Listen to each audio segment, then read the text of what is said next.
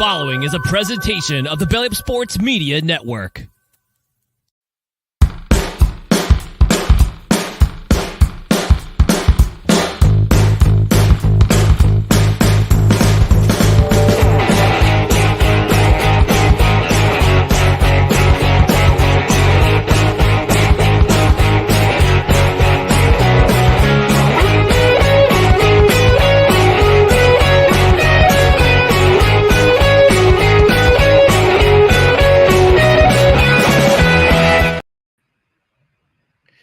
And we're back. Sorry, I didn't do it right. We're back. You're back. We're back.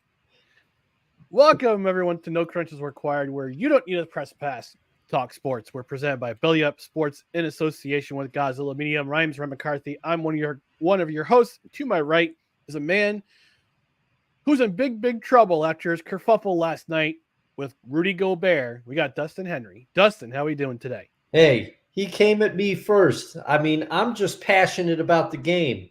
I don't have a past where I routinely get technical fouls and start garbage. It's not me. It's not me. It's never me. I got my own podcast. I'm going to talk about it. Well, I will say this: you had a headlock impressive enough for WWE or AEW to sign you. So let's just put it that way. I was pretty impressed. I am all elite. Breaking news: I am all elite. I'm gonna make that meme. Oh man! Before we get into the meat and potatoes of tonight's episode, I just want to remind you about our social media channels. And again, please, folks, do us a favor and like, comment, share, and subscribe to all of our social media channels, which are right down here below: Twitter, Instagram, and the scarcely used TikTok. It's at NoCredsREQ, Facebook.com/NoCredsREQ, YouTube.com/at NoCredsREQ. If you're watching live, thanks for joining us.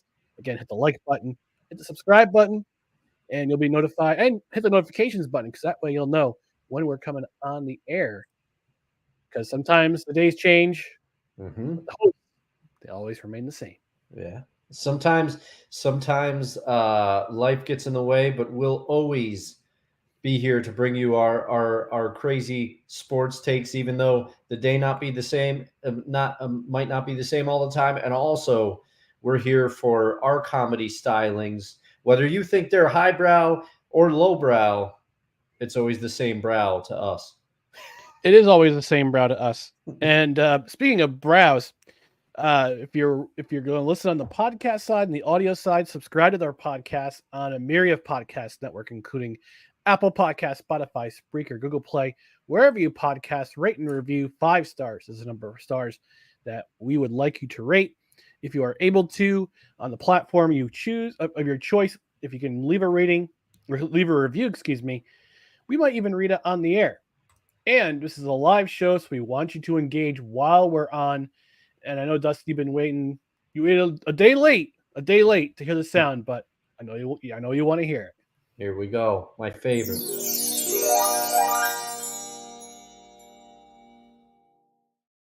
That's right, folks. Engage with the show. We want your comments. And that, again, the comments help with the algorithm. It makes people aware that we're live and we're a show. And yeah, we're a show. Before we get into the meat and potatoes of tonight's episode, again, Dustin, I have a surprise for you. Ooh. Oh, yeah. man. Got a surprise for you. And we're gonna react while I play your surprise. So let's get this going. And here we go. Oh, man.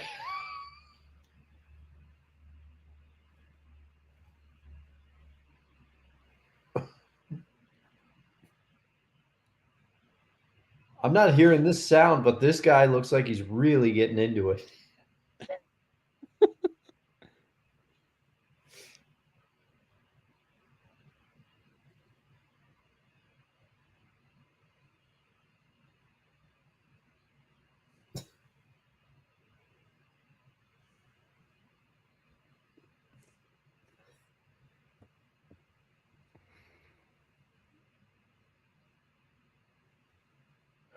It's almost over. He's really like I said, I don't know what he's saying, but he looks like he's really I was gonna ask if he was the Cowboys Usher Raymond, like their personal like low rent Usher Raymond, but I don't know. Like I said, Right. I didn't have well, I'm not gonna tell you who originally came to mind. I was like, oh, can't use that name anymore. But you could probably guess. But like I said, I did not hear. I would say if you were to use that name, we would have a minor issue. Yes, Dustin. we would. We would. You're picking up what I'm laying down. But like I said, I could not hear the sound, but that guy was passionate. That guy was. You couldn't hear that? No, it was silent. It was. All right. Oh God. Let me try it. Let me try it again. Let me try it one more time. That's why I reacted a bit, but I'm like, it's silent. All right. Let's try this again. Let's see if it goes. All right. This time we'll share the sound. There we go. That might be.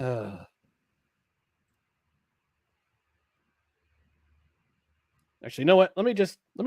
I actually have it uploaded in StreamYard. Let me just play that instead. All right.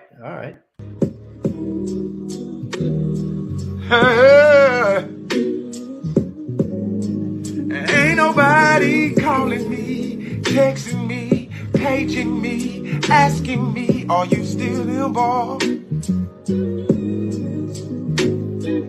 Calling me, texting me, paging me, asking me, am I still involved? Y'all usually check on me. Listen. I'm still involved. Woo, shut up, my boy. I'm still involved. Oh, I'm still them boys, I'm still them boys. Yeah, I'm still them boys.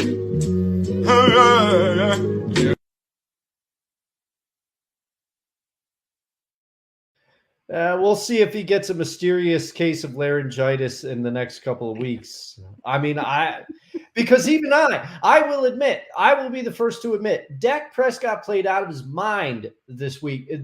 Now, I did not candidly, that's right, Schmitty. But I know you. I know from personal experience, Schmitty, that you could spin up a silkier baseline than that for sure. But anyway. That might be our outro for tonight, by the way. Yeah, I know that Dak Prescott played out of his mind, and I got 54 fantasy points from him this past week. Dang. But the thing is, you can't help it. They are victims of their own past performances. We have at this point multiple seasons of historical data that indicate that at some point, no matter how dominant the Cowboys look, they will have a baffling loss. Need I remind this low-rent Usher Raymond, as I called him earlier, that they had a baffling loss to the Arizona Cardinals earlier this very season. That is true. We both had our opinions of that particular upset, but yeah, it's just sometimes. I mean, granted, I'll give the guy credit. He's talented. It's fun. It's a fun idea. It's a fun way to build up your fan base, but at the same time, it's like this is why Cowboys. That's why we laugh at Cowboys fans sometimes. Yeah, he is. But you cannot knock his passion. He's out there, and he probably gets a lot of hate. So we'll let him. Oh yeah. We'll let him gloat. Here. But like I said, in a couple of weeks, he might have a case of laryngitis. Who knows? Yeah. I mean, just want to give a special thanks to Cole Johnson for discovering that, and Snowman for sending that to me. I wanted to see what your reaction was going to be when I played that tonight, but It'll definitely be our outro for sure. That's a good one. I got some laughs out of that. And shout out to Snowman too for being my partner in crime on Saturday for our alternative play-by-play for the Grey Cup playoff division finals. That was 6.5 hours of streaming that I'll never do again because my voice was shut at the end. Yeah, I can only imagine. But we're going live again on Sunday for the Grey Cup Championship game, alternative play-by-play. Tune in at 6 p.m. You don't want to miss it. You don't want to miss our dulcet tones as we bring you the alternative play-by-play call for the Grey Cup Championship between the Montreal Alouettes and the Winnipeg Blue Bombers. Yeah, that's pretty cool. And you guys probably added some nice bits of knowledge in there. Probably, I would advise anyone that is watching the CFL playoffs, mute the TV and give Ryan and Snowman a try. You'll be pleasantly surprised.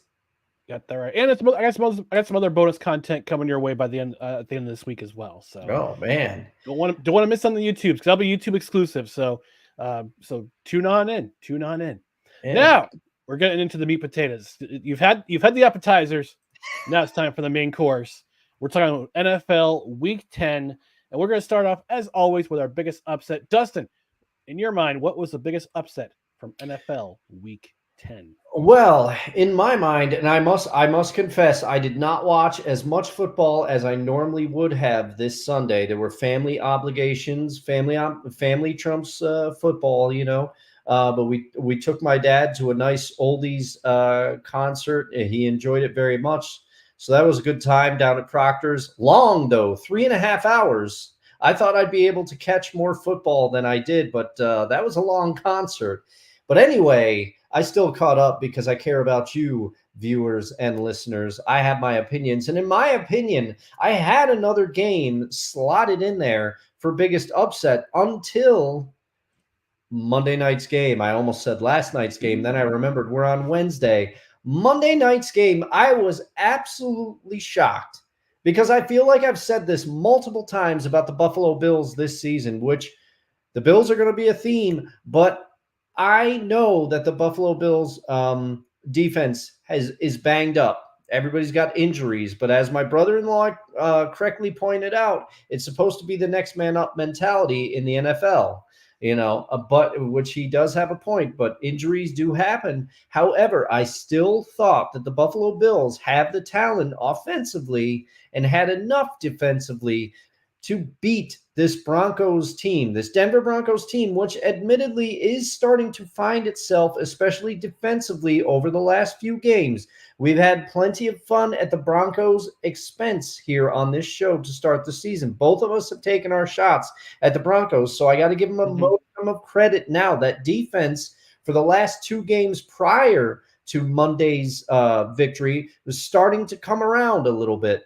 But I still was shocked that the Buffalo Bills were upset by the Denver Broncos, and Josh Allen's turnovers are a real problem for that Buffalo Bills team.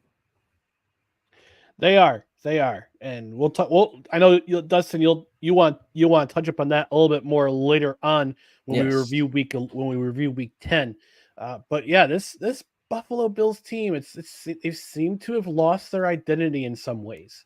They start off the season a little bit slow. They lost to my Jets on a very emotional Monday night football, and they seem that they're getting back into their winning ways, being dominant. They beat up on the Raiders, they beat up on the Dolphins, but they can't seem to put the ball in the end zone.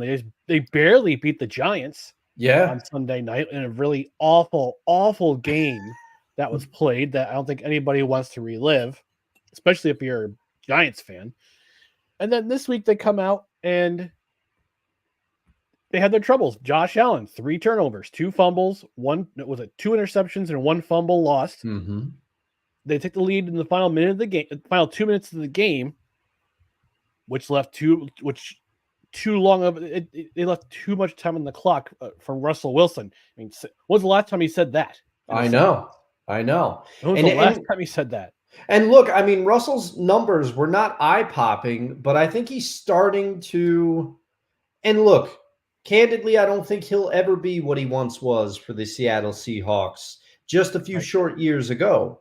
Time catches up with everybody. Things happen, but he is starting to regain his footing, I think, a little bit. You're not seeing him make as many plays where you're just like, where did that come from? And do you remember how to play quarterback? Right. It is clear that he is starting to remember how to play quarterback over the last couple games. Now, I don't think the Broncos will have enough mustard to get to 5-5 and make this comeback all the way, turn this all around. I personally don't think so. But I mean, who knows? Yeah. Who knows? Yeah. I mean, who saw the Bills again? Who saw the Bills having 3 turnovers? Josh Allen having 3 turnovers. Who saw the Bills having their special teams having a complete brain fart in the last 5 seconds of the game when Denver's going for the field goal? They went up missing the field goal, but here comes the laundry. Yeah. Too many men in the field. 5-yard penalty brings them 5 yards in, and Denver walks off with a victory. And who saw offensive coordinator Ken Dorsey getting fired after that game, after that loss? None of us really did. Yeah. I know some Bills fans have been calling for it, but I know a couple of them. One of them I'm related to. yeah. But I mean, we're gonna see now. We're going to see, and we'll get to talking about that later as well. Mm-hmm. But what was your pick for biggest upset, sir? So my biggest upset of the week, and like we talked about in the beginning of before we went on air, I originally had Broncos over Bills, but I changed it. I changed it to Browns over the Ravens. And look, back in week 4, the Ravens absolutely slapped the taste out of the Browns' mouth. And I don't think even Browns fans expected them to win this week. But I got to give it to them. They came back they were down 15 points at one point. They were down 24-9 in the third quarter after Odell Beckham Jr. Caught that touchdown. Well, it caught a pass on the slant and then raced over 50 yards for the touchdown.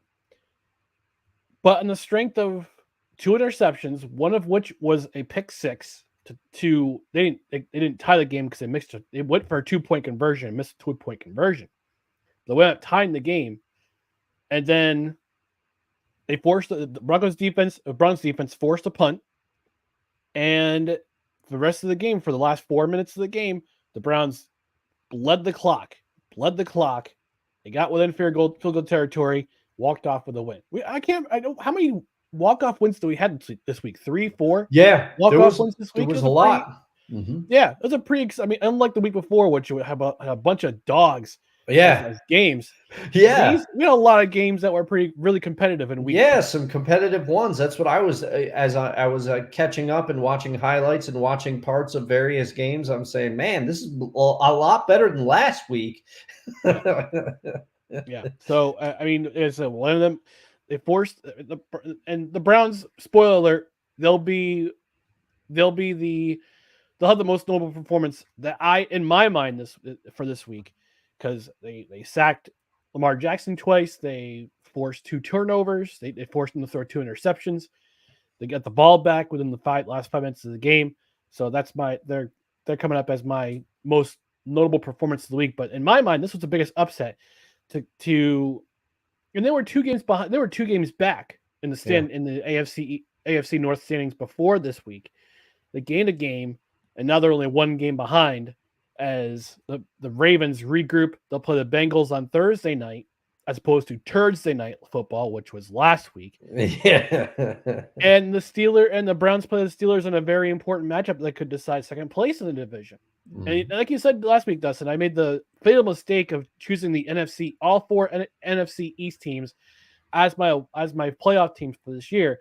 I should have regrouped and went back and said the AFC North was going to have all 4 playoff teams this year. And we talked about, and going back to the Buffalo Bills upset, them being upset, they might miss the playoffs. Yeah. Because of this loss. They're out of a playoff spot right now.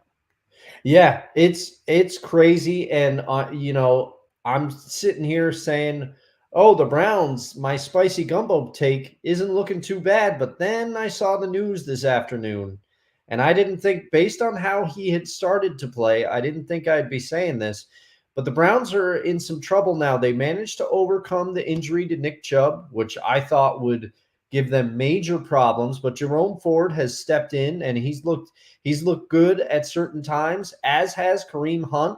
Amari Cooper still doing his thing, but Deshaun Watson, who had finally started to make some plays for the Cleveland Browns, he is out for the season now. So he's got to have shoulder surgery. So now they're putting DTR back there. Dorian, I can't. He's a rookie. And I can't think of his name. Thompson something. But they also have PJ Walker as well. Yeah, but I guess Dorian Thompson Robinson. I guess that Kevin Stefanski has already confirmed. He said that Dorian Thompson Robinson would make the start because he wanted to see how the rookie did with a full week of knowing he's the starter going in and getting the preparation. And I can't say I really blame Stefanski for this one because PJ Walker, we're big fans of him. We enjoyed his time in the XFL, but he has struggled for the Browns, to say the least. Yeah, that's just too bad. Because I was hoping that he'd put things together, especially given the chance that he had with as an NFL quarterback. Did some pretty good things last year in Carolina, but he struggled a bit as a Cleveland Brown. Let's move on to the biggest disappointment, and I think going through our show notes before our broadcast tonight, we were pretty unanimous in who our biggest disappointment was, and that was the Jacksonville Jaguars. Look, I'll put it this way: I've said enough of the New York Jets. You can go if you want to know more. Watch Not Victory Monday, which was on Monday. Look, I just can't describe how disappointing I was in the Jacksonville Jaguars. They barely showed up for this game. On offense, they looked terrible. Like, especially, but everybody looks pretty terrible against the 49ers defense, unless you're the Cincinnati Bengals. Yeah. Both these teams are coming off a bye week. You figured the Jacksonville Jaguars would be better prepared, especially with the 49ers having Chase Young in their arsenal on their defensive line, which gives them a better pass rush than they've had all season. Yeah. Unfortunately, it didn't look that way. And their defense didn't show up. So I'm very disappointed in the Jacksonville Jaguars. I'm pretty sure you are as well, Dustin. Yeah. And this is not because the 49ers are in the division and I was hoping that the Jags would give them a run. That's part of it. I'm not going to lie. I'm still a football fan first, and I want Seattle to somehow take first place in that division. But this is where the old Bill Parcells adage, right? He says, you are what your record says you are. But the Jags were 6-2 coming into this game. The 49ers were 5-3. So if we go by the old Parcells adage, the Jags were a better team than the San Francisco 49ers. Now, I don't agree with that, but if we go by the Parcells adage, the Jags were supposed to be better. And Trevor Lawrence was out there and he was saying, keep talking about us, critics. We'll still find a way to win. He was out there, and you got to love that fiery passion, but he certainly didn't play like it. Now, partially in his defense, the offensive line was dominated by the San Francisco 49ers. The San Francisco 49ers looked rejuvenated. They're going to be even more of a problem with the reuniting of Nick Bosa and Chase Young on the line. The two former Buckeyes teammates are now back together on the same line. That's going to be a problem. And but they allowed Trevor Lawrence, the Jaguars offensive line, to be sacked 5 times. And Trevor Lawrence, he threw for 185 yards and 2 picks, no touchdowns. Calvin Ridley has disappeared from this offense. I think I haven't watched enough Jags football to authoritatively say this. Travis Etienne was able to run a little bit from what I saw. He's been doing very well, but he's been about it. It seems to me that Trevor Lawrence is much too keyed in on Christian Kirk. He's locking in on Christian Kirk right now. And maybe part of it is Christian Kirk is the only one getting open, but Calvin Ridley has completely disappeared. They're not getting Evan Ingram the ball either, to the degree with which they were last year. So they got to figure something out. And Trevor didn't look great in this game. That's for sure. Yeah. Well, since there's a big disappointment from this week, we got to break out the slow clap, as always.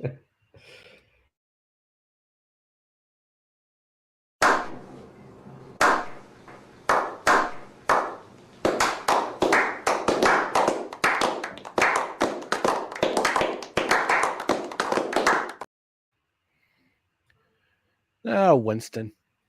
Yeah. Always with the glass of whiskey. Yep. And Give the him a little little salute. bit of Chauncey Winston. Yeah, that's what it was. I couldn't remember what we named it. I knew Winston was in there, but I remember Winston being one of the names, like Chauncey Winston. Yeah, there it is. Most entertaining game from this week in NFL Week 10. Dustin, I'll have you lead it off. Which game in your mind was the most entertaining game? Oh man, people are going to call me a homer. People are going to call me a homer this week for multiple reasons, but I got to say that Seahawks Commanders game was pretty entertaining. Drew almost got his wish. He told us in the comments last week that he was hoping the Seahawks defense would get lit up again, and they didn't exactly do a great job of stopping the Commanders. Part of it is I'm starting to realize Sam Howell is just fun to watch. It is fun to watch him try to lead this Commanders offense. And also, you got to give the Commanders some credit. They traded away some key pieces that could have caused a lot of the players to wilt on the field and kind of like phone it in for the season. And it's clear they're not doing that. They came to play. Brian Robinson, he looked very good, had a couple of plays where he caught some nice screen passes, took off down the sidelines. This was a back and forth affair. On the Seahawks side of it, Geno rebounded a little bit after that just awful game he played against the Ravens. And Kenneth Walker III had a beautiful 64-yard run. I enjoyed watching Zach Charbonnet run tough a little bit. You could kind of see what they want to do with this two-headed monster at running back. It could be very, very interesting to watch. And Tyler Lockett, I love watching Tyler Lockett play football. He had an amazing catch for the Seahawks to take the lead late in the fourth quarter and then cue the Commanders. I don't know if it was a defensive blown coverage or what was going on. The Commanders threw a touchdown to tie that game up late. That was befuddling to me. I'm like, how did he get so open for that play? And I think if you go back and look at the tape, the Commanders receiver was kind of like, all right, I'll just run it in here. He looked kind of surprised. But the Seahawks, thankfully for my heart, were able to march down the field and get a Jason Myers field goal late. But this game was fun for me to watch, and I enjoy watching Sam Howell play football. But I don't know if you were entertained as entertained by Pete Carroll's antics as I was. But what was your most entertaining game this week? Well, this will not be a homer pick. No! But perfect timing. Yeah. No! This will not be a homer pick, that is for sure. But that's a great game you mentioned, Dustin, between the Commanders and the Seahawks. But I'll do you one better. Mm-hmm. The Lions and the Chargers. Man, oh man. I mean, look, the Chargers coming up, the Lions are coming off off a bye week. They travel to Los Angeles. They got to play the Chargers, who coming off a win against my New York Jets. And the Chargers, give them credit, full credit. They took the Lions to the limit. The Lions, though, showed their resilience. They walked off a game winner. Now, I want to tell you something about this game. The game had featured a total of not one, not two, but only 3 punts during that game. There's also a missed fourth down try by the Lions as a turnover on downs. Mm-hmm. And in the second half, you had 5 consecutive drives where every drive by either team wound up being a touchdown. That included the touchdown to tie the game at 38. When the Lions got the ball back, they drove down the field, kicked the game-winning field goal. We're going home. We're 7-2. We're going home. And that, to me, I mean, what more you can say about Dan Campbell's Oh team man. that we've already said before? I mean, Mhm. granted, a couple weeks ago I said the Lions could grab hold full advantage in the playoffs. However, they laid a complete egg against the Ravens the week after that.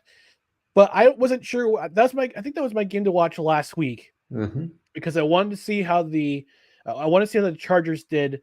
That's Chargers. The Lions would do coming Yeah. off a bye week, playing a team that was starting to build momentum, starting to get their offensive rhythm going.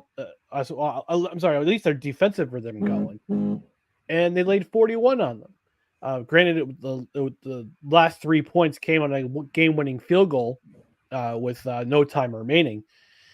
But this Lions team just continues to impress me. They continue to impress me, and you can see the momentum building from the middle part of last year, Mhm. and the crescendo has been building all the way up to this point this year. And my take holds true.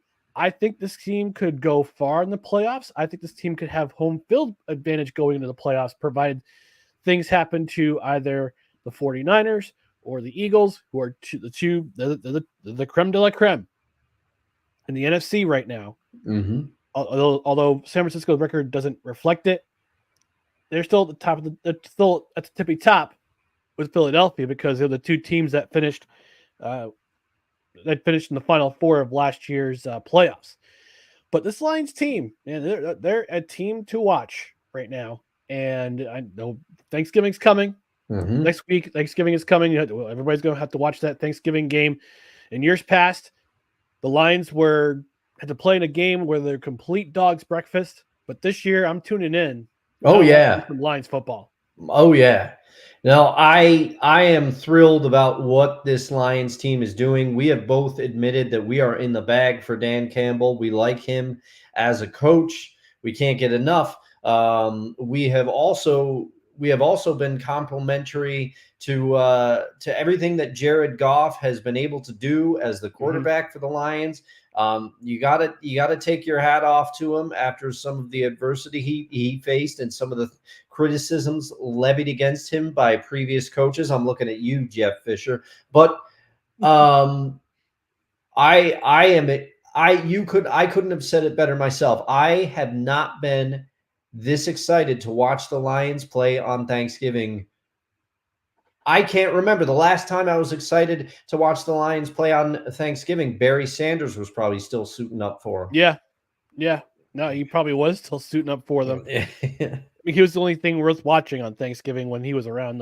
He was around. So they're replaying their division rival, the Packers, on that day. And even though the Packers aren't the team that they have been over the past decade and a half, 2 decades, 3 decades, it's still worth a watch in my mind. Yeah. Oh, for sure. For sure. All right, we're gonna take a quick commercial break. When we come back, we'll review the rest of Week 10 in the NFL. Stay tuned.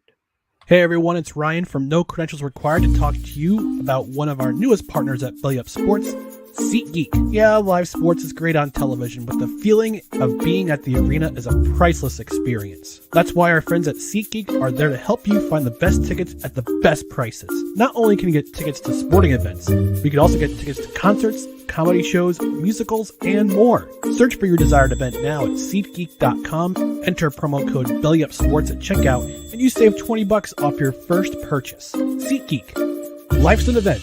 We have the tickets. Well, folks, that time of the year is coming where you have to figure out what you get for your particular loved one. Maybe it's a sporting event.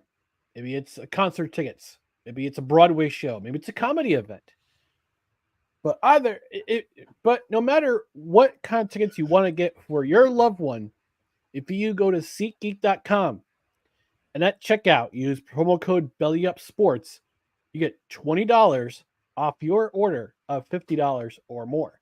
So not only do you get yourself your loved one something they want to go do. I mean, hey, one thing I loved doing with my nephew when he was growing up, taking him to sporting events. Go to Yankee Stadium, go to Red Bull Arena, go to a hockey game. But back then, we didn't have the luxury of having SeatGeek. No. So I didn't save money. I didn't save $20 on my offer, on my order. But you can do this because Shopping season's coming. Mm-hmm. SeatGeek.com.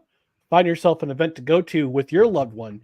And again, save $20 off your first order of $50 or more with promo code BellyUpSports at checkout.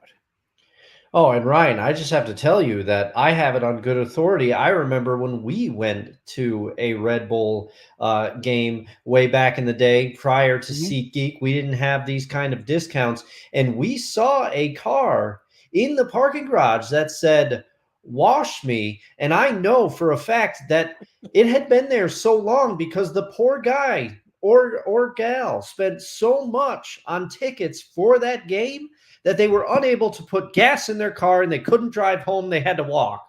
They just had to abandon their car. It's ridiculous. But now with SeatGeek, this is no longer a thing. Rumor has it that car is still in the parking garage. It probably is. But yes, folks, go to SeatGeek.com. Enter promo code BellyUpSports to check out. Again, $20 off your order of $50 or more. Dustin, I already talked about my most notable performance of Week 10. I talked about the Cleveland Browns defense and how they limited Lamar Jackson and also got the ball back to give the team the chance to win on Sunday. Who was your most notable performance of Week 10? Well, Ryan, I must say that I thought about it. I thought about it for a little while, and I said, do I put Dak Prescott on there? Do I give Dak his flowers? I also was thinking about Josh Dobbs again, because while his numbers weren't eye-popping, he is making me root for this Minnesota Vikings team. But I took a page out of your book. I have to admit, I said, Ryan has the courage to go off the beaten path with his standout performances. I'm taking a page out of your book. My standout performance, while his numbers themselves from this past game are not eye-popping, I am going with Boye Mafe from the Seattle Seahawks, the second-year standout, because he did something. He got his 7th consecutive game recording a sack. He broke the Seahawks team record previously held by Michael Sinclair, I think. And I just, you hear his story. I love the story. He seems like a real humble kid, just wants to play the game and do well. And I find people could call me a homer if they want to, but this is an impressive story, and I hope he keeps the streak going. It's one thing that I'm going to be that I'm going to be watching. You're gonna break that sound effect. Yeah. Oh man. So your pick of your most mobile performance is also a defensive player. Yes. I had the entire unit, but you had an individual player. I did. I broke the quarterback streak because I said to myself, I've been picking quarterbacks left and right for this with the occational wide receiver. It's and too easy. That's why. Yeah, and I did pick. I think one time I might have picked the Cowboys defense as a unit too, but overwhelmingly I'm going quarterback, wide receiver. So thank you for the inspiration. I deliberately tried to go off the beaten path this week, and Boye Mafe delivered for me. Congratulations, Boye Mafe. You win. Most notable performance of Dustin for the week. What do you win? The moniker. That's what yeah. We have nothing to send you, pal. Yeah. I mean, we could send him some Invader coffee, but we could. We could. All right. Hottest individual take of the week, and I'm gonna lead off with this one. Arthur Smith. Dustin, you've been talking about Arthur Smith over the last couple of weeks. I gotta get my chops in. All right. Arthur Smith needs to shave that stupid mustache because I believe, aside from not using the offensive personnel that he wanted to draft, Drake London, Kyle Pitts, to a lesser extent, Bijan Robinson, that stupid mustache is the reason why the Falcons have lost 4 out of the last 5 games. That includes being beat in the Battle of the Birds Part 2 in Phoenix this weekend when they played the returning Kyler Murray and the Arizona Cardinals in a game they should have won. Mm-hmm. They should have won this game. But for me, I don't know why Arthur Smith has to have that stupid mustache on his face. It's like, I don't know if you ever watched the movie UHF, Dustin, but I don't know if you remember It's been a Vic. long time. It's been a long time. Okay, Yeah. so there's that one scene at when they're at Channel 8, the highest rated TV station in the city, where they're in the offices of R.J. Fletcher, and he's talking to his sons, who are the executives. One of them being played by the great John Paladin, who is Genie in Pee-wee's Playhouse. Oh, But okay. he's not the character in this. He's not the character in this. So one of his sons has a cowboy hat and a mustache, and he looks at as he's talking to all of them, and he's yelling at them as to why they're not picking up the pace with their ratings. Looks at one of his sons and he says, "Take that stupid thing off your head." You think he's going to take off the cowboy hat? He doesn't. He takes off his mustache because he has a glued-on mustache to his face. That's what I think when I see Arthur Smith on the field coaching and totally blundering his way to 20 points a game for this offense that should be scoring at least 30 per game with all the offensive talent they have on that team. Yeah. Shave your mustache. Save your season, Arthur Smith. Actually, better yet, shave your season. There we go. Shave that ridiculous mustache off your face before you get fired. Maybe we can call the rat from Uncle Buck to come in and gnaw the mustache off his face. No, it's only if he had a prominent mole that's stuck out. Yeah. That's the only time I'd see if I can get a rat from the from the subway station. And Yeah. gnaw it off his face. No. Hashtag shave your season, Arthur Smith. Yeah, because you're right. You're right about it. It doesn't even look real. You know what it reminds? No. You know what it reminds me of? It reminds me, and this is coming back. But do you remember? We got to go back to the early 2000s Mets for this one, and we got to go back Bobby to Valentine? Yes, when Bobby Valentine was ejected from the game and then came back with a Groucho Marx mustache to quote unquote manage the Mets. I think it was suspended for like 10 games after that. Yeah. Ridiculousness. Oh my gosh. No. I think they've interviewed. I think they've interviewed him along the way, and he looks back at that and says, "Yeah, that was stupid, but what a great mustache." Oh yeah, it was pretty funny. You got to give it to him. I wasn't always the biggest Bobby Valentine fan, but I gotta doff my cap to him for that. He will always be remembered for that. From what I understand, he's huge in Japan.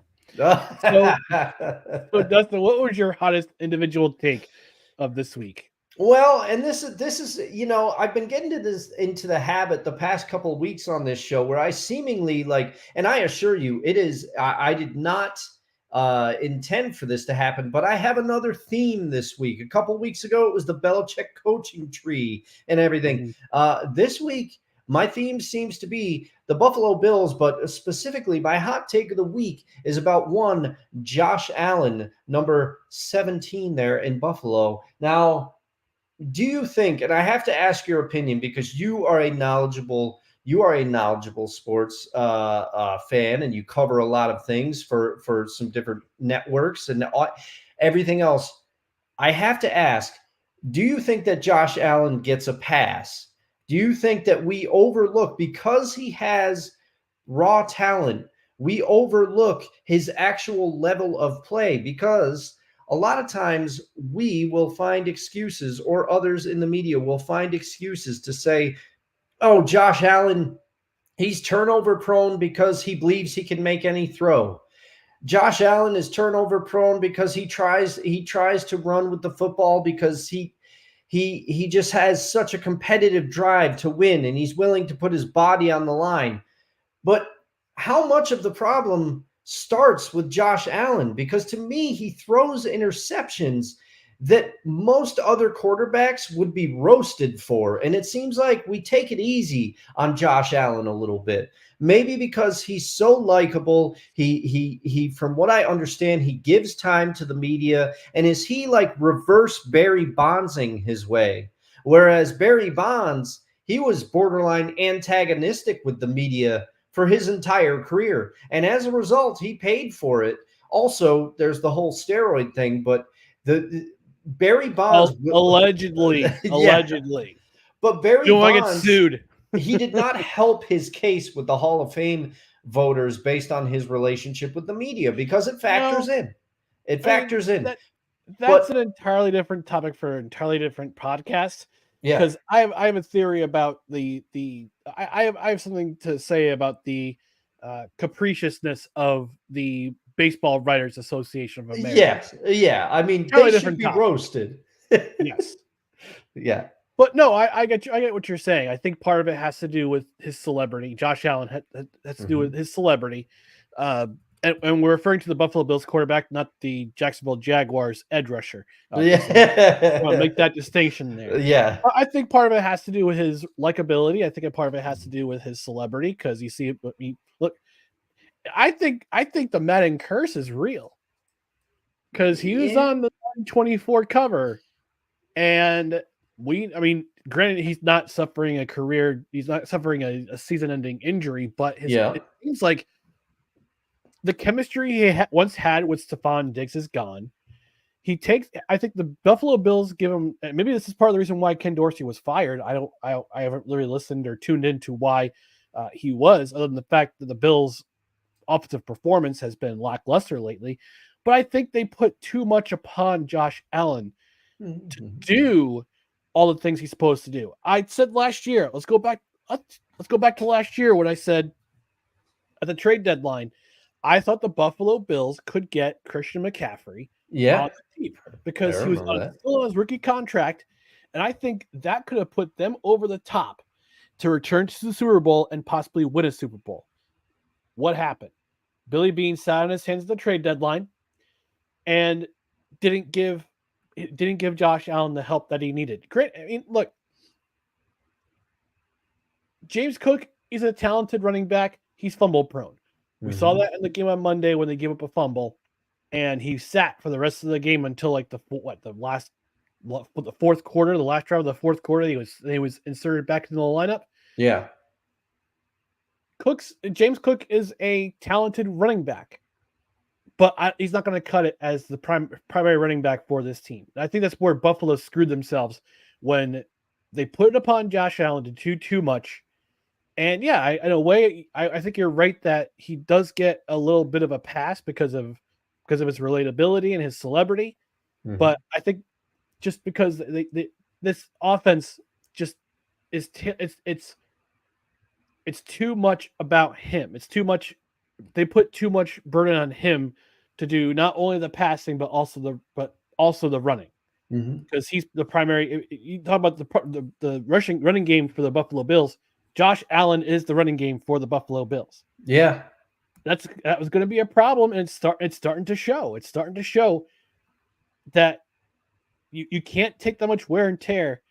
And I don't think he's had any injury problems since his rookie season, but eventually this kind of play that he has is going to catch up to, and I think it's starting to catch up to him. Yeah, that could be part of it, but it just seems like and I think you made a lot of good points. And also that's some good perspective because I never really thought of that. With the exception of Stephon Diggs, they haven't really gone out of their way to put things around him. And they let Devin Singletary go. He wasn't exactly lighting it up in Buffalo, but look what he did filling in. Look what he's doing in Houston. Yeah. Look what he's done with by all accounts, a subpar offensive line in Houston. Yeah. CJ Stroud has played very well in spite of that, but maybe they misjudged Singletary a little bit. Maybe a two-headed rushing attack of Cook and Singletary could have benefited Josh Allen this year. But I still, it just feels like sometimes like if Patrick Mahomes threw as many interceptions as Josh Allen tends to throw in big situations, we'd be all over Patrick Mahomes. We'd certainly be all over Dak for it. We'd be, there's certain quarterbacks we'd be getting on. But I think part of it is because I feel like an old corollary to this is everybody seemingly universally loved Brett Favre back when he was playing in the NFL. And I feel like maybe some people look at Josh Allen and look at what he tries to do, and they're like, oh, that reminds me of when number 4 was back there, and maybe it's part of that. Who knows? But I just think he does get a little bit of a pass, I think. And we're going to see. We're going to see how much was on Ken Dorsey, now that he's out of town. Yeah. And before we take our next commercial break, got to take one quick visit to the comment section. Wonka the Sane checking in. How about CJ Stroud's Ohio return? Blasting the Bengals and Cincy was wild. Houston might not be for real yet, but that OSU quarterback sure is. And I think we talked about it last week. I think CJ Stroud is going to hopefully break that long string of bad quarterbacks who have come out of Ohio State University. Yeah, he looks great. I mean, he's going to be our pick for Rookie of the Year unless something crazy happens. And honestly, DeMeco Ryans is making his case for Coach of the Year right now. This is unbelievable. I'm happy for Texans fans down there in Houston. Yeah, me too. Schmitty also says the Jags are a true enigma. I'm gonna admit, with my old eyes, I thought it said the Jags are a true enema. Yes, the Jaguars are a true enigma, not enema. I mean, unless you're an AFC South division rival, but no, the Jaguars are definitely. There's something to behold. I don't know which team's going to. You're right, and he's right. You don't know which Jaguars team is going to show up this year. Yeah, for sure. Right. We'll start calling him Two-Face. Yeah, right. Harvey Dent, head coach. Yeah, we're going to take a quick commercial break, and then we'll quickly go into Week 11, what we're looking forward to. So stick around for more No Credentials Required. This episode of No Credentials Required is brought to you by Invader Coffee. For the coffee lover who wants good, quality coffee with no bullshit and no filler, Invader Coffee is an ultra-premium, veteran-owned coffee company proudly delivering only the best coffee your hard-earned money can buy. They aim to only serve the highest quality, organic, air-roasted coffee beans sourced from free trade farms all over the world. They keep things simple. The best coffee at an affordable price in order to provide you with the value you deserve for your morning boost. 100% fair trade, 100% organic coffee beans, 100% air roasted, 100% money back guarantee. Visit invadercoffee.com, enter promo code BELLYUP at checkout, and receive 15% off your order. Look what I got this week. Oh, there we go. Yeah. So, folks, they have Invader Coffee has the holiday blends back in stock. I'm excited. I'm so excited. I actually ordered a box of the 3 holiday blends, which is headlined by the Bad Santa. Oh, yeah. Followed by the Jolly Java. And then backing it all up, my favorite here, the Cookie Crumble. Oh, yeah. So I've got my holiday blends all in order. I might order more before they all go, but I'm excited to dip into them. I'm not gonna dip into them until Black Friday. Because for me, in my household, Christmas does not officially begin. Christmas season doesn't officially begin until Black Friday. And on Black Friday morning, you're welcome. I salute you. Black Friday morning. Thank you. And on Black Friday morning, I'm gonna get myself balls deep into some Bad Santa. It's gonna be awesome. I'm gonna enjoy every bit of it. I've already been enjoying the Bad Santa. I've got to re-up the holiday pack. I just recently ordered some K-Cups for the office. I've really been enjoying them. Can't say enough good things about Invader. I've got to get my hands on some of that Cookie Crumble, and can't wait to do it. Well, what I smartly did was I ordered the 3-pack, which you can get on the website. Mm-hmm. But if you want to get yourself the 3-pack of the holiday blends, you want to visit the link in the description. That's our affiliate link. So help the show that way by going to the affiliate link, order yourself some coffee or some other. If you don't want the holiday blends, they got the OG blends. They got the regular Invader Coffee blend, the Break in Case of an Emergency. They got the Outsider blend, which is a really awesome dark blend. So if you're into that, but If you want to get yourself some really awesome coffee owned by combat veterans, they're awesome people. Go to our affiliate link in Invader Coffee. Use promo code BELLYUP at checkout. You get 15% off your order. You might, again, like I said, you might pay a little bit more for the shipping, but it's well worth your time. It's well worth it to get this coffee, because this coffee is some of the best coffee. I'm not saying this because they're an affiliate sponsor. I'm saying this because I know coffee. This is a great coffee. You want to get your hands on some. Oh yeah. And I have to. We haven't seen him in a while, but I have to say that we'll say that Invader Coffee gets no credentials required. Seal of approval. Good old Puppers. Puppers the seal. And it just reminded me, Ryan, but we have something that we've got to settle up on, and I'm pretty sure you won. But before the start of this year's baseball season, at the start of it, we decided to enact the Battle of the Bryans, and we bet a bag of Invader Coffee. And I'm very confident that you came out on top of that one. So I will have to pony up and get you some Invader Coffee. You just tell me what kind of blend you want and how you want it, and it will be yours. I am a man of my word. Well, I'm gonna check right now just to do the research, because we do live research on this program. Yeah, real-time research, but you definitely won that. Research. So this year, Brian Reynolds hit 263 with 24 home runs and 85 RBIs. Brian Anderson hit 226 with 9 home runs and 38 RBIs. So I knew he would fall off a cliff, but I still did it. Well, granted, Brian Reynolds played in 145 games while Brian Anderson played in only 96. So. Yeah, but it's also it's because he fell off a cliff. I was pretty confident that he got benched because he had like that ridiculously hot start. It's true. It's true. He did. But Brian Reynolds is going to stick around with the Pirates for a while.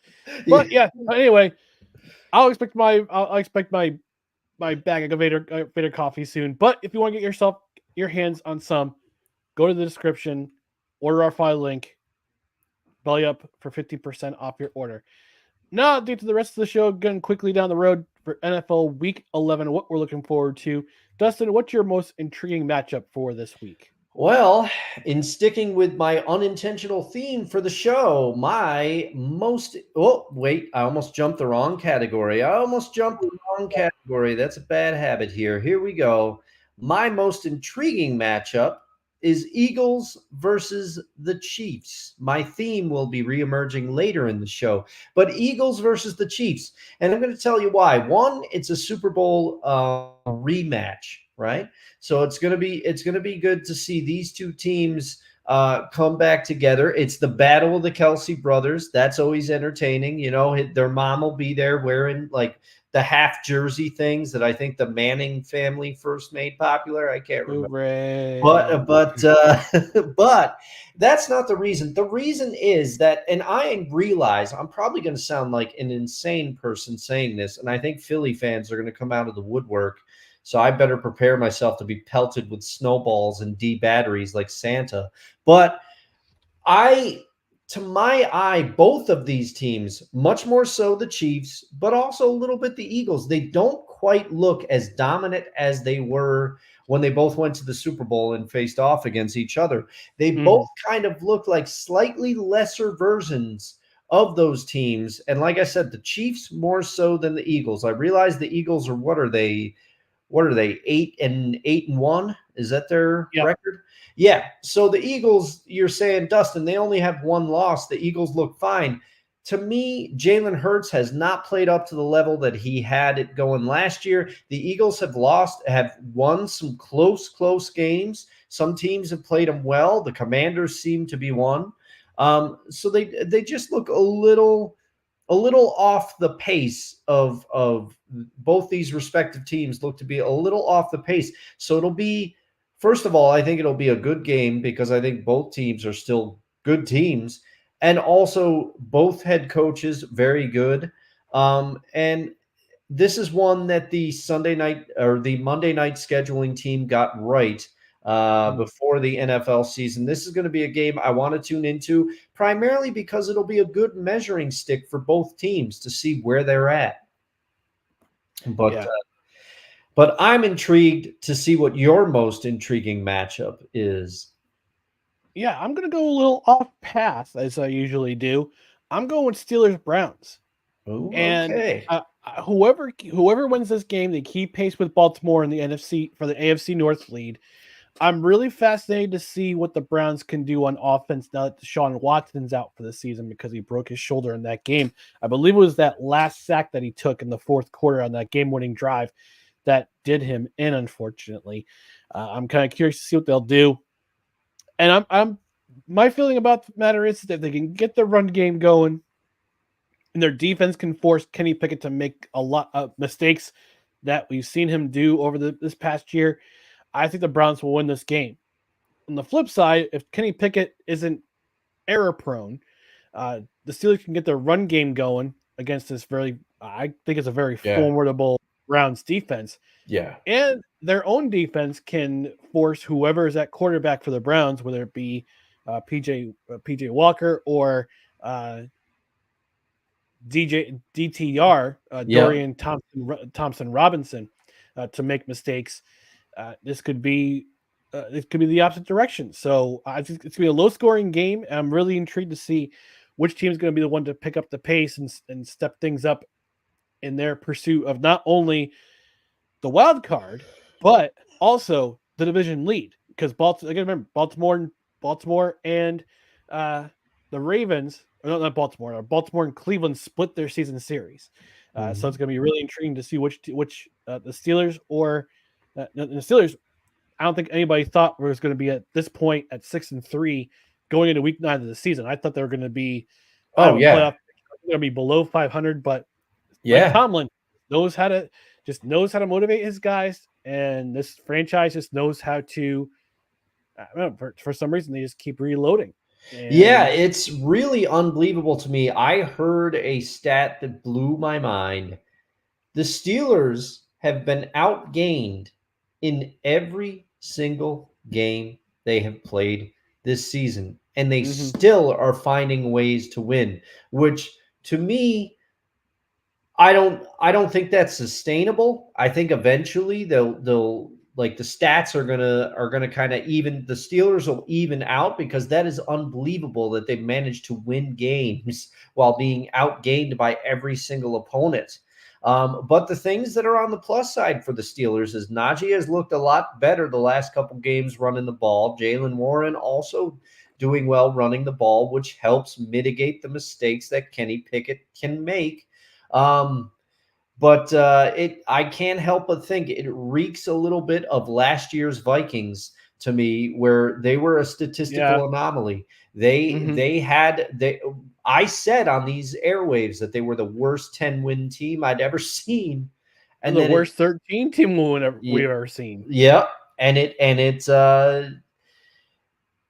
reared its ugly head in the playoffs, and they got bounced by the Giants early. So we'll have to see what happens with the Steelers. But in the meantime, hats off to Mike Tomlin, because you are right. He knows how to prepare his team. It's unbelievable. The Steelers still have never been under 500 in Mike Tomlin's tenure, which is they've never finished under 500, and this year might still keep that streak going.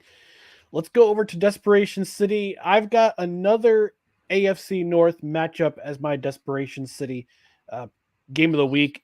Bengals-Ravens. It's a Thursday night game, not Thursday night game like last week. The Thursday night game, because this is a much better matchup in my mind. Both teams are coming off a loss from walk-off losses last week. The Ravens to the Browns and the Bengals to the Texans. Bengals trying to keep their head above water. They're 5-4 currently. They're in last place in the AFC North, but they're only back by 2 games. But the Ravens are trying to stave off the Steelers and the Browns for the division. They're coming off their loss against the Cleveland Browns. I'm not sure which Lamar Jackson we're going to see on Sunday. We're probably going to see the same guy we've been seeing every single week, but are we going to see the guy who threw a pick 6 last week? Is Joe Burrow starting to come back to form? And when the Bengals come back in last week's game against Houston, and fight their way back into the game. And I'm not sure what the status is for Bengals defensive lineman. Can't remember his name. I'm trying to remember his name. Let's see. He got hurt in the last game. Trey Hendrickson. Oh, okay. Yeah, sorry. We're there not he sure is. what. Yep. Right yeah, defensive end. Yeah, we're not sure what his status is after that ugly looking injury he suffered on Sunday during the final drive of that game. So I don't know. It could be one of two games. It could be very close, typically close AFC North matchup, or it could be a complete blowout because Baltimore, with the exception of last week's loss, they've been pretty stubborn. They've been pretty good at home. So I'm curious to see what this. Both teams are coming desperate, trying to get that win. Ravens trying to stay in the first place in the North. Bengals are trying to gain some ground. What's your Desperation City game of this week? My Desperation City game of the week is my theme is back. It's the Bills versus the Jets. The Bills need to try to right the ship here against your New York Jets. They got to, because things are getting a little out of hand now, and you got to see what will they look like now that the scapegoat for a lot of their recent problems is out of town? Will Sean McDermott take over offensive play calling duties? I don't know. How will the team respond to this? Josh Allen is quoted as saying that he took it personally and it hurts. And will the Bills come out motivated? And then you flip it over to your New York Jets. Will they be able to take advantage of a slightly reeling Bills team? Will that defense be able to pull out another victory? Because doing so would go a long way in keeping the Jets' hopes alive. But Robert Saleh has come out and said that he's sticking with Zach Wilson. And one of the quotes I saw, he said he's actually playing pretty well.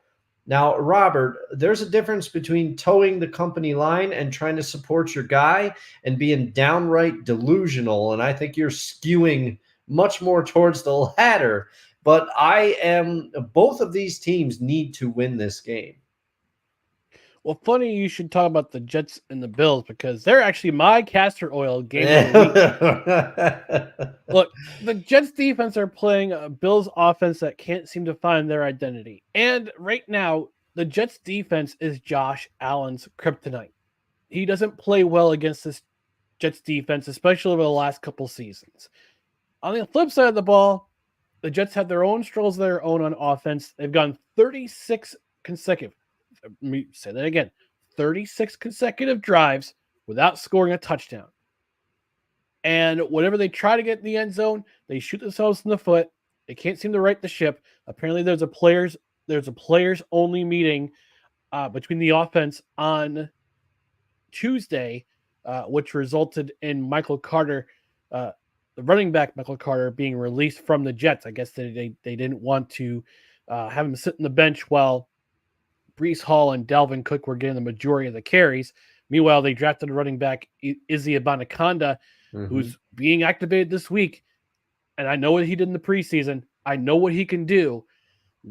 And that was my curiosity as to why the Jets hadn't used him. Well, they're going to get their chance to use him this week and put him in the offense, and especially on third down when they need a reception out of the backfield. But they're playing against a banged up Bills defense. I don't know what we're going to get at this game, but I will say praise the Lord for Red Zone because I don't want to watch this game knowing that. I mean, I'm actually kind of happy that I'm not going to have to watch this game. It's not going to be a Sunday night game or a Monday night game because I don't want to have apoplexy all over again. Yeah. That's why I'm thankful it's on Red Zone.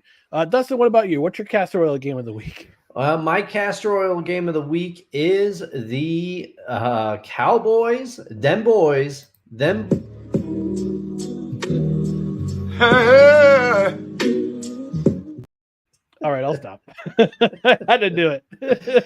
Now, I will say this is my castor oil game of the week just because, and I'm not trying to beat up on the Panthers here. Not at all. And Frank Reich has said that he's going to take over offensive play calling duties, but it won't be that different. The playbook will probably be about 10% different. I don't know what he's trying to say over there. But this suspect Carolina offensive line, which has been part of the reason I think that old Bryce Young hasn't looked great, especially when compared to his other rookie counterpart, CJ Stroud. There have been periods of this season where the Cowboys defensive unit has looked elite, like on par with the 49ers in the NFL as one of the best defensive units. And then there's weeks where they completely implode. But I think a potentially elite Cowboys defensive unit versus a suspect Carolina offensive line could result in a boat race. Now, having said all that, also, I don't want to be a jinx, Cowboys fans. I'm not trying to jinx it. Also, Dak has been on a run where he has played very well.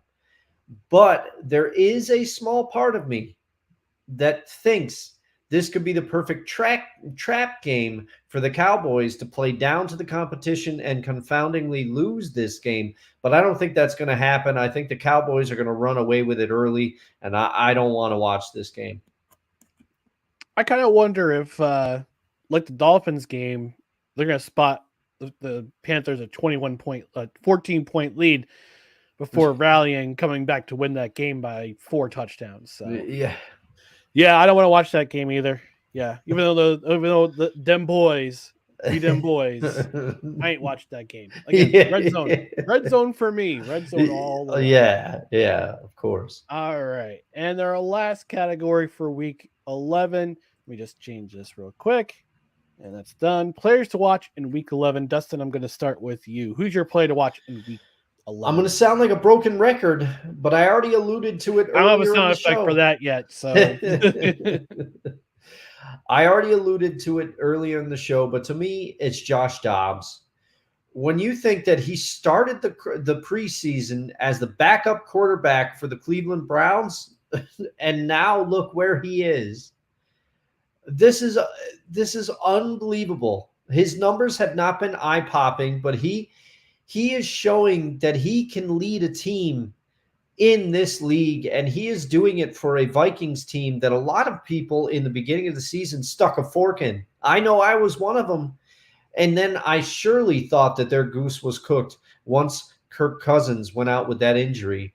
But Josh Dobbs has come in, and I just can't say enough great things about what he's done to keep that Vikings team afloat. And don't look now, but I mean, the Lions are going to be a tough beat in that division. But the Vikings could, if they just ride this momentum, they could give the Lions a run for their money for sure. And I am rooting for the Lions in the NFC North. But the emergence of Josh Dobbs, which started in Arizona, but has just taken off in Minnesota, it's making me, I want to root for Josh Dobbs. Ergo, I'm rooting for the Minnesota Vikings, who do have some talent, especially if Justin Jefferson makes it back soon enough. Then they have, on offense, they have weapons around Dobbs. And Ty Conklin looked pretty good last game. So even though that they've had some injuries at running back, maybe Ty Conklin is the answer. Hold on. Don't you mean TJ Hawkinson? Well, no, TJ Hawkinson is the tight end. Ty Conklin plays for the Jets. No, he does. As far as I know, he does not. At running back? Running back? Yeah, there's a running back, Ty Conklin, in Minnesota. He's going to take over if Alexander... Real-time research, folks. Yep. Real-time research. Yep. Real time. You mean Ty Chandler? Ty Chandler. Oh my goodness, I've done it again. Well, sorry, I was real confident. Yeah, sorry, Ty Chandler. He could give them some stability at running back, a little bit if Alexander Madison can't go, because he didn't look bad. Ty Chandler, my apologies, sir. You are right. Ty Conklin, it's a New York. Jets. Dustin will be sending you a bag of Invader coffee. Oh man, I'm gonna have to be sending it to everybody. It's bad. I was so confident too, man. Might as well put that in your monthly budget now. All right, which athlete has screwed up? I'm gonna be sending up. Yeah, but you gave me. I mean, you gave me the side eye on that one big, and I was like, I doubled down. I'm like, no, sir. Oh, you gotta love these Monday Night Nitro moments. That's what I'm calling them because we're live. We're live. Bischoff, don't come after me. Yeah, right.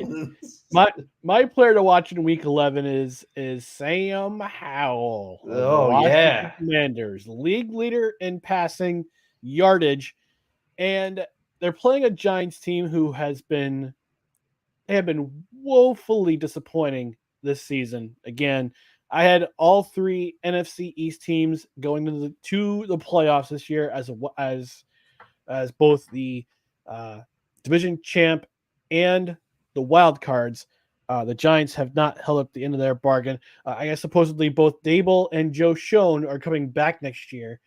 I think just based off their play, just based off the schedule they've had and the injuries they've had and all the bad things that have happened this year for them. But despite that, I wonder what the over-under is going to be for Sam Howell for passing yards this week. I think if I give you a number, you give me the over-under, and I'll tell you if I'm shocked. If I say the over-under for 250, what would you say? Oh, I'm taking Sam Howell passing yards. I'm taking the over. I'm taking the over on that. All right, let's increase a little bit. 275. I'm still taking the over. 300. All right, I'll take the over, but slightly. Like this is where we're getting to the. He could get to like 305, 308. All right, I was going to say 325, but I figured that would be your hold. Like, all right, blackjack. No, we're gonna hold. Yeah. But yeah, I can see Sam Howell throwing for at least 300 yards in this game against a really bad Giants offense. And if you got Sam Howell in your fantasy football league, or if you haven't got a chance, or if you don't have him, if you have him on your bench, play him this week. You definitely want to play him this week. I think that he'll go over 300 yards. He'll have at least 2 touchdown passes. This is going to be this guy's. I mean, Drew said it, our buddy Drew, D. Willie said it best. What I think he said he's a Commanders fan. He says this is a guy we're starting to believe in after all these guys have come through Washington over how many years he's been watching football, especially since the early 90s. If all these quarterbacks come through, Sam Howell's the one guy like we're actually starting to believe in. Mm-hmm. I would actually argue since RG3, and unfortunately Mike Shanahan ruined his career. With the knee injuries, and I think if RG3 stayed healthy, he'd still be playing quarterback in that city right now. Yeah, that's a very real possibility. And also, let's not forget Alex Smith. Also, if he did not have that injury, I mean, he probably still wouldn't have been playing. But he was starting to bring stability to that position. Alex Smith, he didn't turn out to be what a lot of people thought he would be, but I would argue he was a good quarterback in the NFL. Yeah, he was a good quarterback. Like you said, unfortunately that broken leg that kept him out for leg that kept him out for almost 2 years. You know what might have been for that team, but that's my player to watch in Week 11, Sam Howell. As we move on to the end of the program, so we just want to remind you about our social media channels right down here below. If you wouldn't mind, please like, comment, share, and subscribe to all our social media channels, which are right down here below on Twitter, Instagram, and the scarcely used TikTok. It's at NoCredsREQ, Facebook.com/NoCredsREQ, YouTube.com/@NoCredsREQ. On the podcast side, subscribe to the podcast on whichever podcast platform you subscribe to, including Apple Podcasts, Spotify, Spreaker, Google Play, wherever you podcast, rate and review. 5 stars is the number of stars we would love for you to rate. If you're on a platform where you can review, please review. We might even read your comment on the air. And we want to thank you for tuning into No Credentials Required, where you don't need a press pass to talk sports. We're presented by Belly Up Sports in association with Gozilla Media. For Dustin Henry, I'm Ryan McCarthy. Thanks for being here. And, so next week there is no regular show. But Thanksgiving morning, for the second year in a row, we're going to have our Thanksgiving show. Yes. And I can't wait because we're going to be reviewing. We're going to be bringing back No Ticket Required, and we're going to review Bye Bye Barry, the new documentary coming out on Amazon. It'll be coming out this Tuesday. We're going to review it on our show on Thursday morning, as well as we're also going to review. I wish we could go preview the 3 Thanksgiving Day games, and we might even have a special guest stop by. Ooh, I'm excited for this one. I'm excited. Mm-hmm. The Thanksgiving show was one of my favorite shows last year, and I'm looking forward to this one.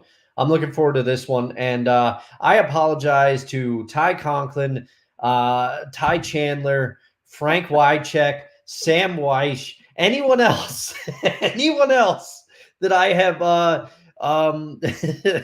I have wronged on this show. And anyone's name who's been messed up by Dustin, yeah, I'm sure they forgive you. I'm sure they forgive you. It is the season of Thanksgiving. Yes, it is. And it is. Forgiveness. Good night, everybody. All right, folks, we're gonna take off. We'll see you on Thursday morning at 10 a.m. on Facebook, YouTube, and on Twitter. Tune in for some fun on Thanksgiving morning. Until then, have a great night. Good night, everybody. Again. Hey, ain't nobody calling me, texting me, paging me, asking me, are you still involved? Calling me, texting me, paging me, asking me, am I still involved? Y'all usually check on me. Listen. I'm still involved. Woo, shut up, my boy. I'm still involved. Oh, I'm still them boys. I'm still involved. I'm still them boys.